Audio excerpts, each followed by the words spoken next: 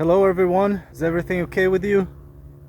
I hope so. Well, today I want to talk about how the economic crisis in Brazil is closely tied to environmental disaster. Okay, so first things first, a huge chunk of our GDP is basically agriculture, is basically generated by agriculture and livestock, okay, cattle raising. And because of that, we are famous for being the world's silo, because we produce a lot of rations for cattle worldwide with our soybeans, our main crop culture.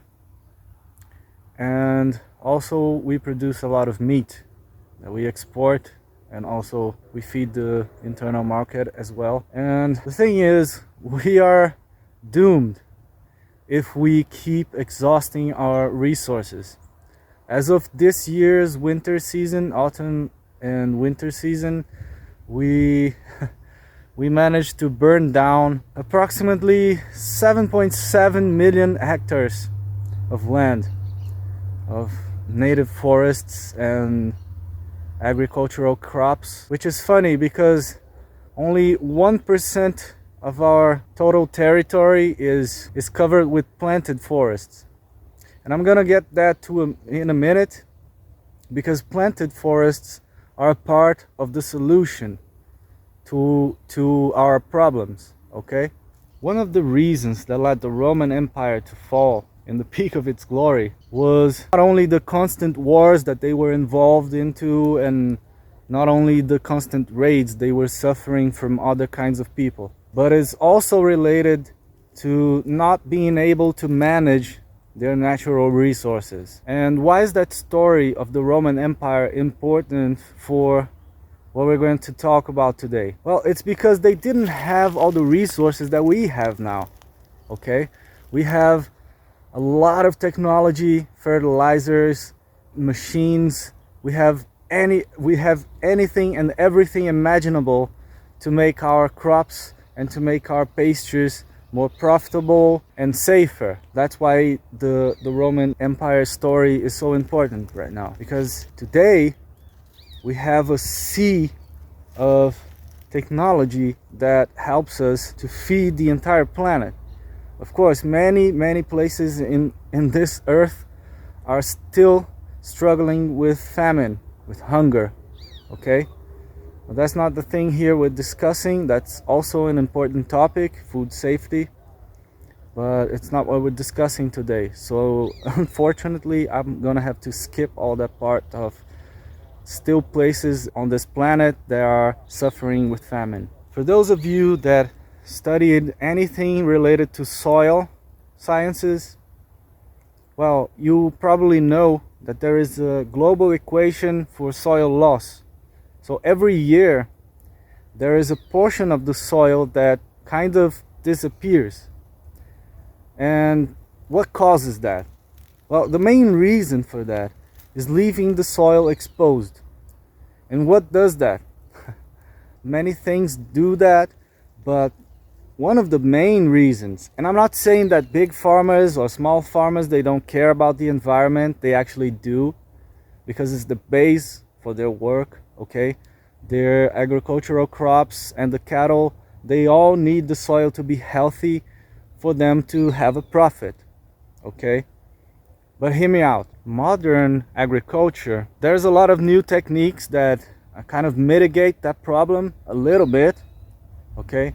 But mostly agricultural crops and pastures, most of them leave the soil exposed for a long time in between the cycles, okay? With the exposed soil, we have the sun warming up and killing a lot of microorganisms and other animals too that make the soil, bacteria and fungi, and also microorganisms and other animals that make the soil healthy, okay, for agricultural crops and also pastures.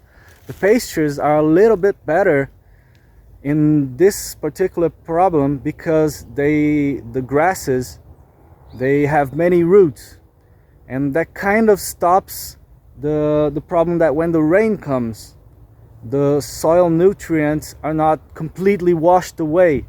Okay, it doesn't generate this top layer sealing that makes the water flow and carry all the nutrients away. Okay, and those sediments, they are deposited in the lower areas in the watershed, and that is very problematic for our rivers, okay, our bodies of water, of running water. And even though these farmers, the big farmers and the family farmers, what we call the small farmers in here, even though they actually care about the environment, they have to produce food, man. There's no other way. They have to do what has to be done, okay?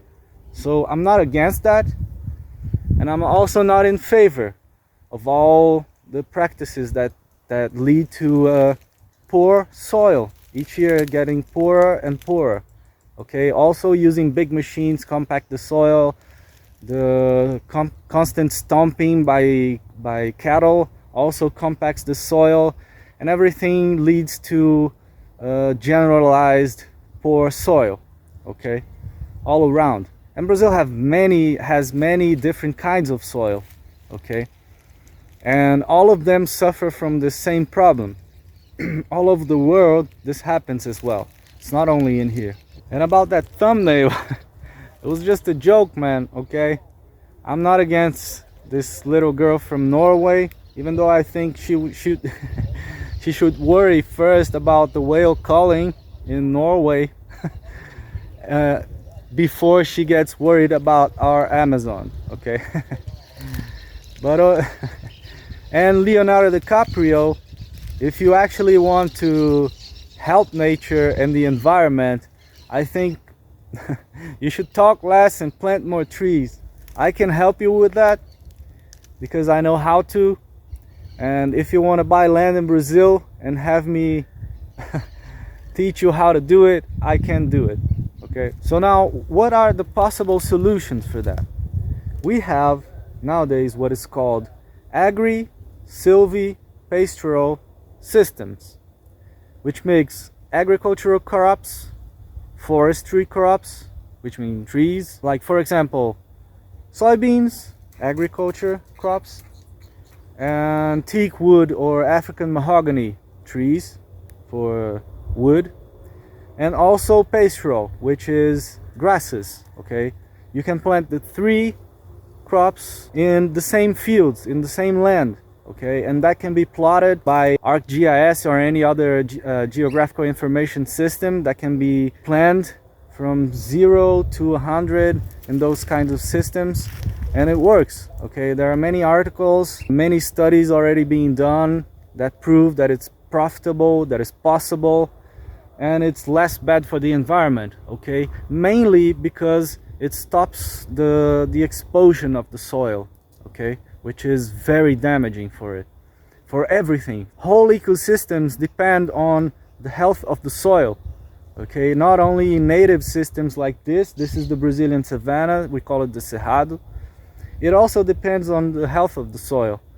So it's only logic that agricultural crops, forestry crops, and pastures also depend on the health of the soil. This is why the fertilizer industry, all the agricultural industry is developed all these technologies since the 1920s. Okay, and a curiosity, one of the guys that invested in these technologies, mainly here in Brazil also, was Mr. Rockefeller, and we're very thankful to him for that. Okay, but another kind of system, if for example you don't want to have to work with animals, the cattle, there is also the agri-silviculture, which is only agricultural crops and forestry crops, and you can plant basically anything in those kinds of systems. I intend to show you in real life how family farmers are already doing that, and maybe one day I can access one of these big properties that are already implementing the agri-silvi-pastoral systems as well. I intend to show you that, but I need to organize all that before I go to their properties and shoot the pictures and everything. Okay, but those, I believe, are the solutions that we can implement as of today going forward that are really going to help our soil to be well managed. Okay, our resources will be more protected.